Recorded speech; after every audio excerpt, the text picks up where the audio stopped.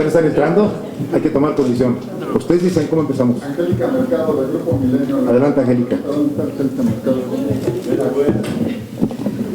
Buenos días, presidente. Preguntarle sobre esta petición que le hizo a los senadores de que no haya una contrarreforma, sino más bien ajustes.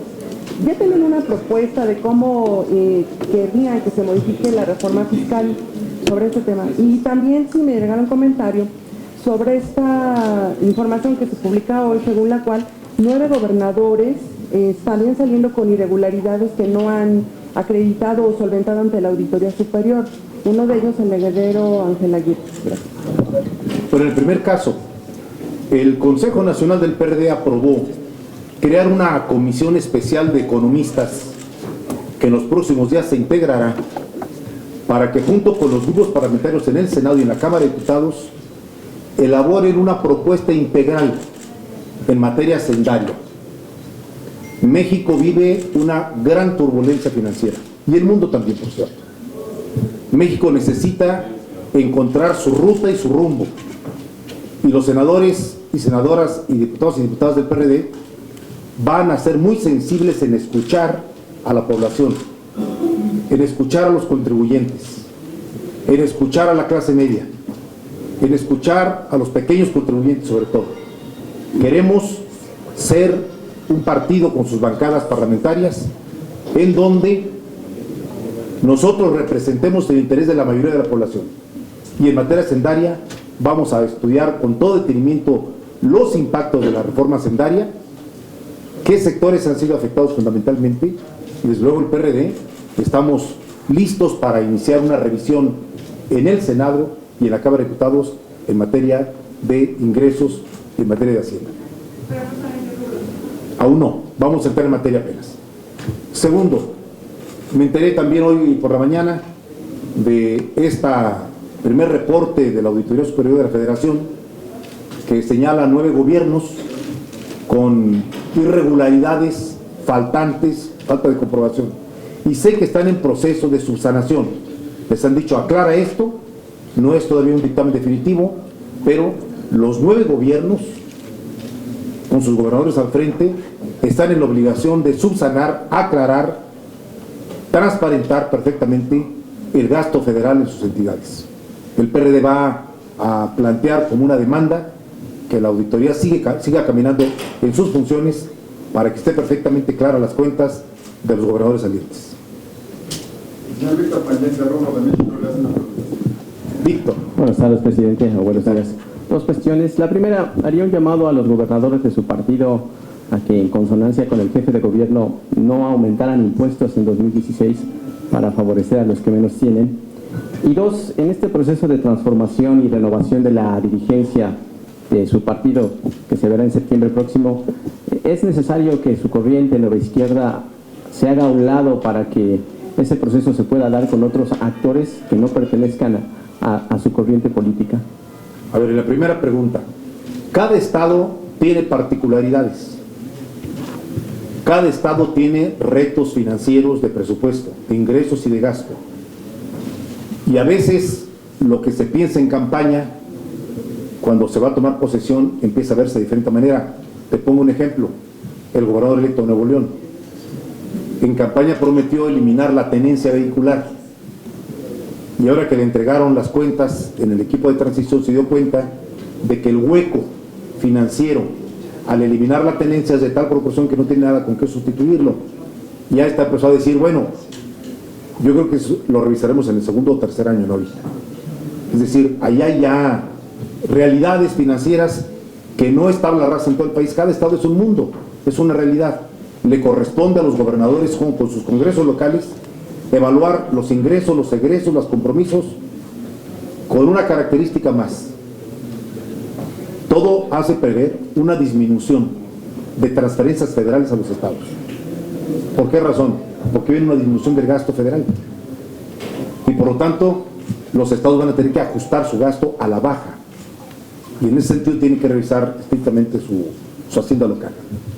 En el segundo caso, en el PRD está en marcha un proceso de renovación de su dirigencia, pero no solo, están en marcha nueve medidas intensas, integrales, para renovar al PRD, colocarlo en la competencia electoral a partir de 2016 rumbo al 2018. Uno de los elementos de esta renovación, además de los 9 puntos del plan, es la elección adelantada de la dirigencia nacional. El 19 de septiembre por la noche, el Consejo Nacional elegirá a la presidencia, a la secretaria general, a la totalidad del Comité Ejecutivo Nacional y de sus órganos dependientes del Comité Nacional. Es el primer paso de una renovación que abarcará varios estados de la República. Nos ponemos pues a tono, el PRI ya renovó, el PAN ya renovó, el PRD renovará, y quienes sean los elegidos tiene que ver con la decisión del Consejo Nacional, no de una corriente en particular. Ninguna corriente podrá imponer nombres o personajes al frente del partido, estoy seguro de ello.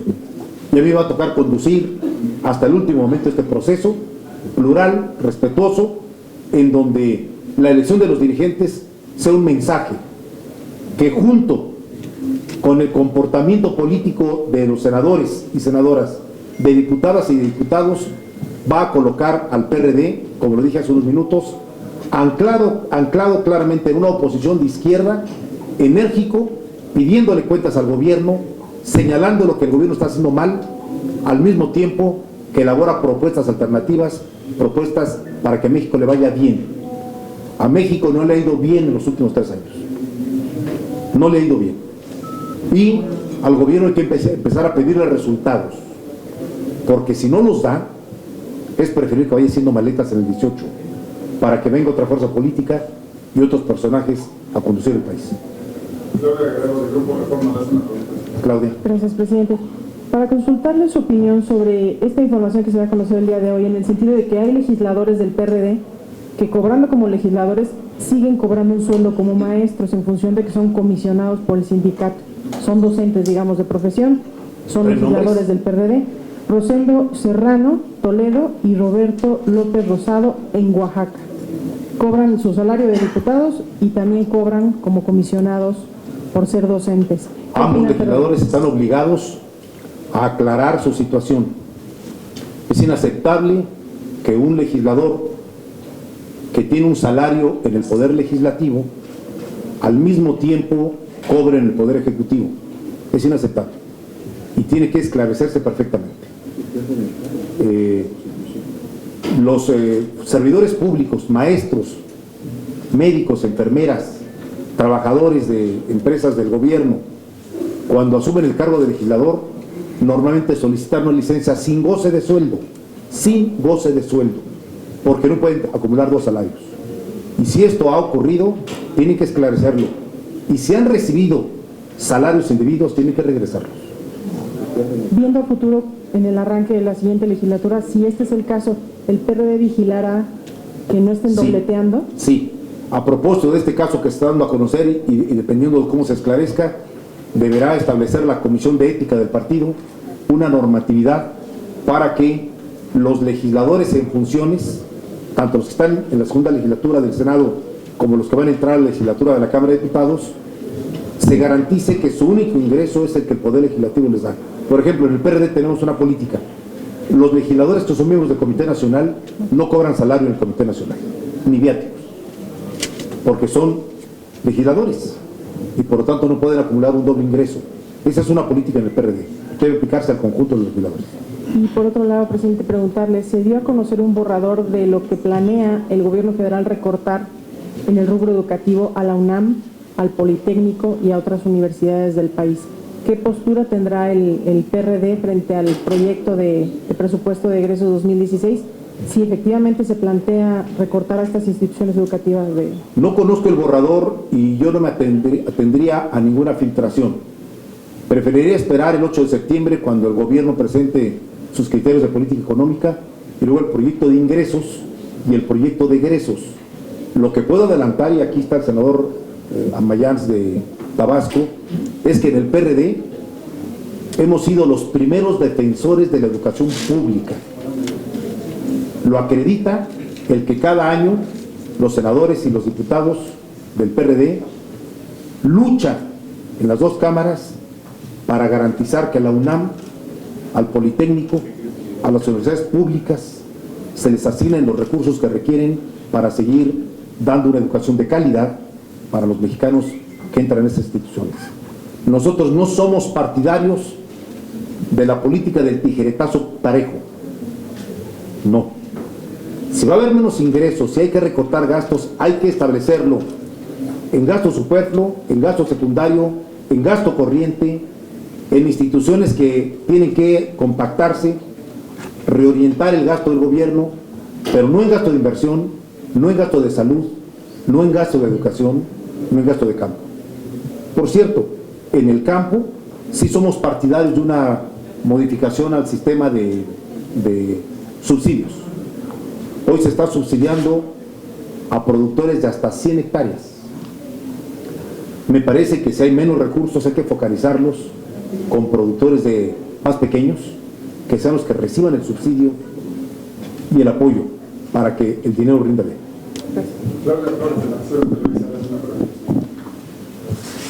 Buenas tardes, señor. Solamente preguntarle, ayer ya se oficializa que el PT pierde su registro como partido político nacional. El PRD le abre sus puertas a los militantes del PT que quieran incorporarse a las filas del perredismo, por una parte, y por otro lado, bueno, ya que está por aquí y habla usted de que hay que concentrar después de septiembre fuerzas para el asunto de las campañas electorales del año que viene, ¿cómo ve usted una de los estados donde se va a renovar gubernatura? ¿Es Puebla? ¿Cómo vería usted el perfil del hoy coordinador del PRD para contender por esa gubernatura? A pesar ¿Quieres de un que... destape prematuro aquí? No, solamente es una opinión y bueno, sabemos que el PRD no tiene mucha fuerza específicamente en Puebla. ¿Sería bueno buscar una alianza? Gracias. La primera pregunta era... Lo del PT, si le abren las puertas a los... Lamento profundamente que nuestros compañeros del Partido del Trabajo hoy se encuentren sin registro. Son un partido aliado que durante varios trienios hemos ido juntos en elecciones, sobre todo presidenciales, y no es buena noticia para la izquierda que uno de sus partidos, que obtuvo alrededor del 3%, poco más, poco menos, legalmente menos, haya perdido su registro. Pero confío en que el petismo del país siga siendo una fuerza organizada estado por estado. En 20 estados de la República tienen registros locales, porque lo tuvieron más del 3% localmente. En esos 20 estados es totalmente posible que el PT local y el PRD tengan diálogo y caminen juntos en el proceso electoral. Por lo tanto, confío en que la relación del PT con el PRD se mantenga aún sin registro nacional a nivel local para construir alianzas en 2016, 2017 y 2018. Les ofrezco, como siempre, una actitud fraterna de parte del PRD y abierta al diálogo para que sigamos platicando. La Comisión de Diálogo del Consejo Nacional ha iniciado ya contactos con todos ellos para iniciar conversaciones. Y en el segundo caso, veo a mi coordinador muy listo para coordinar el grupo por un buen rato. No sé si el senador Barbosa tenga interés en participar en el proceso de selección de candidatos en Puebla, no lo sé, a la gobernatura. Pero ya que lo menciona, se lo preguntaré. ¿Y cómo lo ve usted? ¿Sería buen candidato? Esa es una decisión que el senador Barbosa tiene que definir primero que nada. Oiga, y nada más, puerta abierta entonces al PT, a los petistas. Puerta abierta, diálogo fraterno, solidaridad con ellos y nuestra intención de seguir platicando alianzas locales en los estados en donde tienen registro local. Jorge Blanco, de 724, le hace la última presentación. Adelante, Jorge. ¿Qué tal? Quisiera conocer su opinión sobre esta decisión de rechazar la prisión domiciliaria para Elbester Gordillo por el riesgo de que se pudiera evadir de la justicia por una parte y por la otra la postura del partido sobre la exoneración del presidente por la Casa Blanca. En el primer caso, los dos tienen que ver con temas de justicia. En el primer caso, es altamente polémica la resolución del juez de negar un derecho que la ley le da a quienes están bajo proceso o sentenciados. El caso de Elbester Gordillo es el primer caso, que teniendo derecho después de los 70 años de una prisión domiciliaria se le niega. Por otro lado, la argumentación